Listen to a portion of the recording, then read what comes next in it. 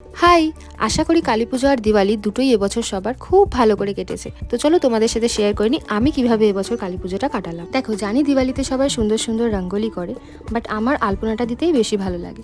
তাই জন্য নিজের মন থেকে একটা আলপনা ট্রাই করলাম, আর দিওয়ালি বলে আলপনাটা একটু কালারফুলভাবে বানানোর চেষ্টা করলাম। আচ্ছা, আলপনা দেওয়া আমার ডান।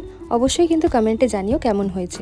এরপর শুরু হলো মেহেন্দি পরার পালা। আর এবছর মেহেন্দি পরতে গিয়ে যা কাণ্ড ঘটিয়ে বসেছিলাম, দুটো ডিফারেন্ট রকমের মেহেন্দি কিনে আনাতে কালারও এসেছিল পুরো ডিফারেন্ট। আর দেখো, এরকম একটা অমব্রে মেহেন্দি হয়ে গেছিল, আর আরেকজন তো হাতে কি করে বুঝতে না পেরে যা তা করে বসেছিল। প্রতি বছরই মেহেন্দির সাথে সাথে আলতা আর নুপুর পরাটা মাস্ট, কিন্তু এই আলতা পরতে গিয়ে মেহেন্দিটাকে আরো জঘন্য বানিয়ে ফেলেছিলাম। এরপর সবাই মিলে ছাদে বাজি ফাটাতে গিয়েছিলাম, আর বাজি ফাটাতে গিয়ে দেখি পাশের ছাদ দিয়ে ফানুস উড়ানোর চেষ্টা চলছে। আমরাও রং মশাল ফুলঝুরি এইসব নিয়ে জ্বালাচ্ছিলাম আর কি, কিন্তু এইসবের পরেও মনটা শান্তি হচ্ছিল না, কারণ কালী পুজো বলে কথা, বোম না ফাটালে হয়।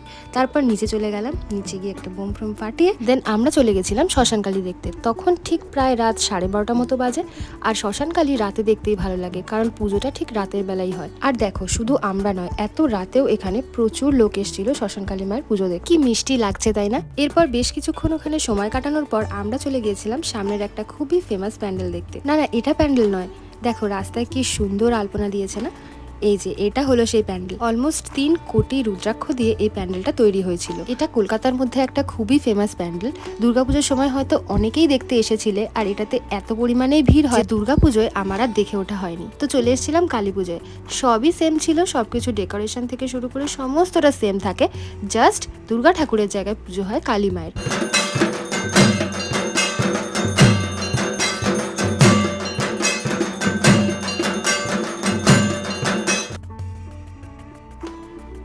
এরপর বাড়ি ফেরার পালা। কিন্তু বাড়ি ফেরার পথেও দেখছিলাম বহু মানুষ তখনও ঠাকুর দেখছে। তো আমিও পাড়ার আশেপাশে কয়েকটা প্যান্ডেল দেখে দেন বাড়ির দিকে গেলাম। আমার এবছর কালী পুজোটা এরকমভাবেই কেটেছিল। তোমাদের কেমন কাটলো সেটা অবশ্যই কমেন্টে জানিও। দেখা হচ্ছে পরের ভিডিওতে। বাই।